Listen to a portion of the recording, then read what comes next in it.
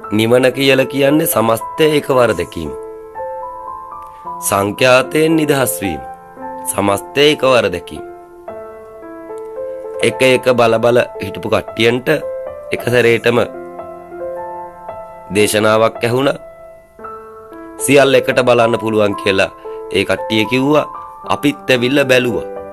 බලන දවසේ බොඳ වුණා. බලනකොට බොඳ වුණා. මුලින්ම ටික දවසක් ගියයින් පස්සේ එකක් විතරක් බලන්න බැරි වුණා. පස්සේදී සමස්තයම පේන්න ගත්තා. මුලින් බොඳ වුණා, දැන් සමස්තයම පේනවා කියලා තේරෙන කට්ටිය මගපල නෙලාගතපු කට්ටිය වෙනවා. මේ කට්ටිය පස්ස හැරිලා බැලිය යුතු වෙනවා. තවත් මේ සමස්තය දකින්න බැරි කට්ටිය ඉන්නවද කියලා. ඒ වගේ කට්ටිය මහ පොළොව තරම් ඌ දූවිලි ප්‍රමාණයක් ඉන්නවා කියලා තේරුම් ගත යුතු වෙනවා. ගෞතම බුදුහාමුදුරුවෝ මෙහෙම කියනවා. ගිනිගත් ගෙයින් ගැලවෙන කට්ටියන්ට යාන 3ක් පිරිනමනවා කියලා. අජරත, ගවරත, මුවරත කියලා. ඒ යාන 3 අරිහත් බෝධිය, පච්චේක බෝධිය, සම්බෝධිය. සම්බෝධිය ඇවිල්ලා මාර්ගයක්. නමුත් මේ තුන් දෙනාම ගිනිගත් ගෙයින් ගැලවිලා ඉන්නේ. ගිනිගත් ගෙයින් ගැලවුණාට බුදුන්ගේ දොරටුව ඒ කට්ටියන්ට අයිතිව නොපවතින. විශ්වයට දොරටුව විවෘත කරන්න පුළුවන් වෙන්නේ එක්කෙනෙකුටයි. අනික් කට්ටිය ඒ විවෘත කරපු දොරටුව අනික් කට්ටියන්ට දේශනා කරගෙන යන එක විතරයි කරන්න තියෙන්නේ. එතකොට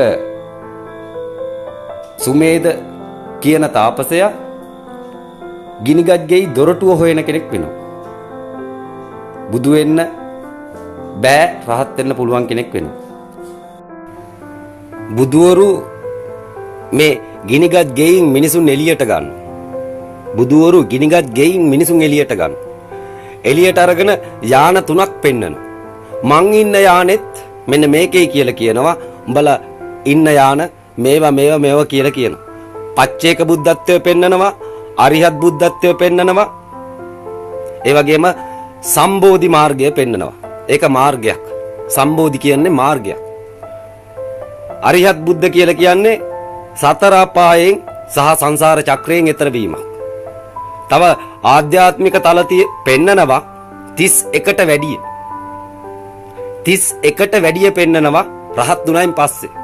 ඒවා මේ ගිනිගත් ගේ ඇතුලේ කතා කරන්න හොඳ නැති නිසා ගිනිගත් ගේ ඇතුළට දොරටුව විතරක් දෙනවා 180 කියලා.